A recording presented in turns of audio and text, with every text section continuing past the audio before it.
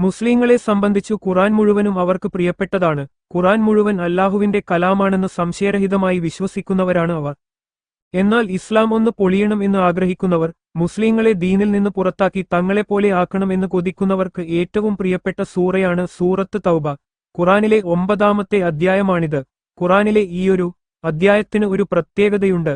മറ്റുള്ള അധ്യായങ്ങൾക്കെല്ലാം സ്റ്റാർട്ടിങ്ങിൽ ബിസ്മില്ല ഉണ്ട്. എന്നാൽ ഈയൊരു സൂറയ്ക്ക് സ്റ്റാർട്ടിങ്ങിൽ ബിസ്മില്ല ഇല്ല. ഈ സൂറയിൽ നിന്ന് അവർക്ക് ഫേവറായി തോന്നുന്ന ആയത്തുകൾ അവർ എടുത്തുകൊണ്ടുവരും. എന്നിട്ട് അവർ പറയും അമുസ്ലിങ്ങളെ മുഴുവൻ കൊന്നുതള്ളാൻ പറയുന്നുണ്ട് എന്ന്.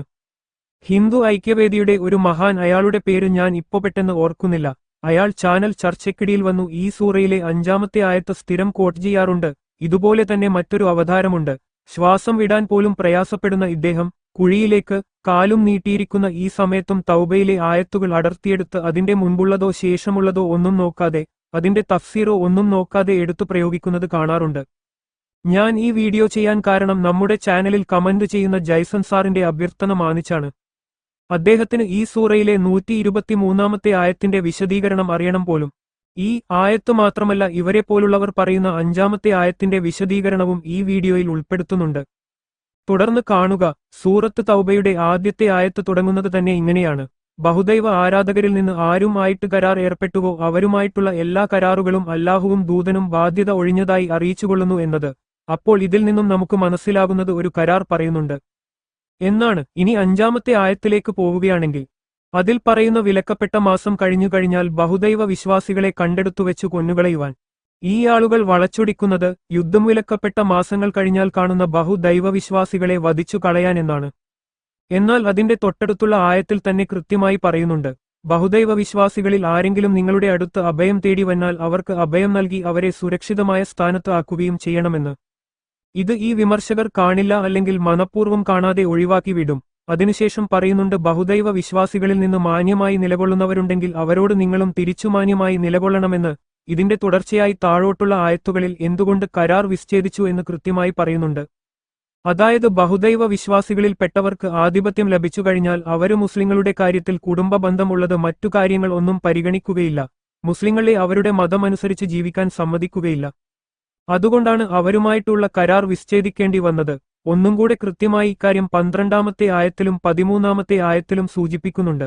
അവർ സമാധാന കരാറേർപ്പെട്ട് കഴിഞ്ഞാൽ കരാർ ലംഘിക്കും, മതത്തെ പരിഹസിക്കുമെന്നും മതം ആചരിക്കാൻ തടസ്സം നിൽക്കുമെന്നും ഫിത്നകൾ ഉണ്ടാക്കുമെന്നും എന്നത്.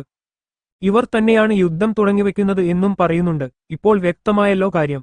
ഇതുപോലെ തന്നെ തെറ്റിദ്ധരിക്കപ്പെടുന്ന ഈ സൂറയിലെ തന്നെ ഒരു ആയത്താണ് 123-ൽ പറയപ്പെടുന്നത്. ഈ ആയത്തിനു മുമ്പുള്ള ആയത്ത് കാണുകയില്ല ഇവർ. ആയത്തുകളുടെ തഫ്സീറും വായിക്കുകയില്ല. അവർക്ക് അവരുടേതായ താൽപ്പര്യങ്ങൾക്ക് അനുയോജ്യമായ ആയത്ത് അടർത്തി കൊണ്ടുവരും.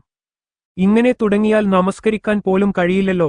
നമസ്കരിക്കുന്നത് വൻപാപങ്ങളിൽപ്പെടുന്ന കാര്യമാണെന്ന് പറയേണ്ടിവരും. കാരണം 107-ാമത്തെ സൂറയിലെ 4-ാമത്തെ ആയത്തിൽ പറയുന്നത് നമസ്കരിക്കുന്നവർക്ക് നാശം എന്നാണ്.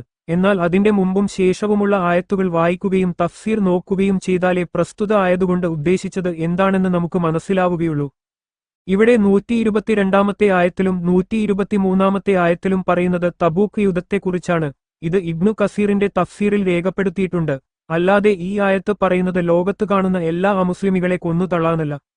മുസ്ലിമീങ്ങൾക്കും അവർക്ക് അവരുടെ ദീനനുസരിച്ച് ജീവിക്കാനും തടസ്സമായി നിൽക്കുന്നവർക്ക്, അവർക്ക് ഉപദ്രവമായി നിൽക്കുന്നവർക്കെതിരെ യുദ്ധം ചെയ്യാനാണ് ഇതിൽ പറയുന്നത്. അത് ഇതിന്റെ തുടർച്ചയായിരുന്ന 124-ാമത്തെ ആയത്തിലും കാണാം. ഖുറാനിലെ ആദ്യമായി യുദ്ധത്തിന്റെ കമാൻഡ് ആയ അവതരിച്ച ആയത്ത് 2-ാമത്തെ സൂറത്തിലെ 190-ാമത്തെ ആയത്താണ്. അതിൽ പറയുന്നത് നിങ്ങളോട് യുദ്ധം ചെയ്യുന്നവരുമായി നിങ്ങളും തിരിച്ചു യുദ്ധം ചെയ്യുക, പക്ഷേ അതിർ കവിയരുത് എന്നാണ്. ഇനി ഹദീസുകളിൽ നോക്കിയാൽ ഇസ്ലാമിക രാഷ്ട്രങ്ങളിൽ ദിമ്മികളായി കഴിയുന്ന കാഫിറുകളോട് മര്യാദയ്ക്ക് പെരുമാറണം എന്നുണ്ട്. അവരോട് മാന്യമായി പെരുമാറണം എന്നുണ്ട്. അവരുടെ അവകാശങ്ങൾ ഹനിക്കുന്ന മുസ്ലിമീങ്ങൾക്ക് എതിരായി പ്രവാചകൻ ഉയർത്തെഴുന്നേൽപ്പിന്റെ നാളിൽ അല്ലാഹുവിനോട് സാക്ഷി നിൽക്കും എന്നും പറയുന്നുണ്ട്. ആകെത്തുക എന്ത്? എന്നാൽ നമ്മളോട് മര്യാദ നിൽക്കുന്ന, മാന്യമായി ഇടപഴകുന്ന എല്ലാവരോടും നമ്മളും തിരിച്ചു മാന്യമായി നിൽക്കണം എന്നതാണ്. നമ്മളോട് ശത്രുത വച്ചു പുലർത്തുന്ന, നമ്മളെ ഉപദ്രവിക്കാൻ നിൽക്കുന്ന, നമ്മുടെ ദീനിനെ പരിഹസിക്കാൻ നിൽക്കുന്ന, നമ്മളുടെ വീടുകളിൽ നിന്ന് നമ്മളെ പുറത്താക്കപ്പെടുന്നവരോട് നമ്മളും യുദ്ധം ചെയ്യാനാണ് പറഞ്ഞിരിക്കുന്നത്. ഇത് 60-ാമത്തെ സൂറത്തിൽ വളരെ കൃത്യമായി പറയുന്നുണ്ട്.